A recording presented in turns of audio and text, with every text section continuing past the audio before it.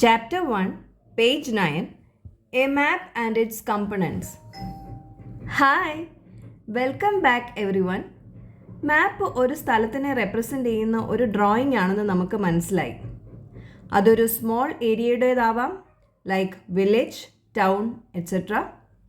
കുറച്ചുകൂടി ബിഗർ ഏരിയയുടേതും ആവാം, like district or state. Or അതിലും വലിയ ഏരിയയുടേതാവാം, ലൈക്ക് ഒരു കൺട്രി ഓർ വേൾഡ്. ഇങ്ങനെ വേൾഡ് മാപ്പ്, ഡിഫറെൻറ്റ് കൺട്രീസിൻ്റെ മാപ്പുകളും എല്ലാം ഗ്യാദർ ചെയ്ത് നമ്മൾ ഒരു ബുക്ക് ആക്കുവാണെങ്കിൽ അതിനെ we can call it as atlas. Why we are calling that book as atlas? എപ്പോഴെങ്കിലും ചിന്തിച്ചിട്ടുണ്ടോ? പണ്ട് ancient Greeks believe in super powerful giant beings called Titans. Atlas was one of the strongest titans. Once ഈ ടൈറ്റൻസും സൂസും ആയിട്ട് massive വാറായി. ഈ Zeus ആരാണെന്ന് അറിയണ്ടേ? He is the king of Greek gods. എന്നിട്ട് എന്തു പറ്റി? ടൈറ്റൻസ് തോറ്റുപോയി.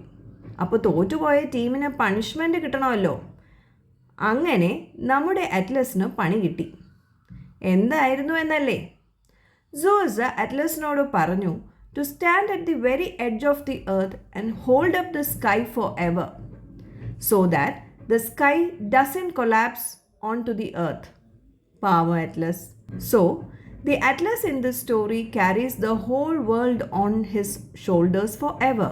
And our Atlas book carries whole world on its pages.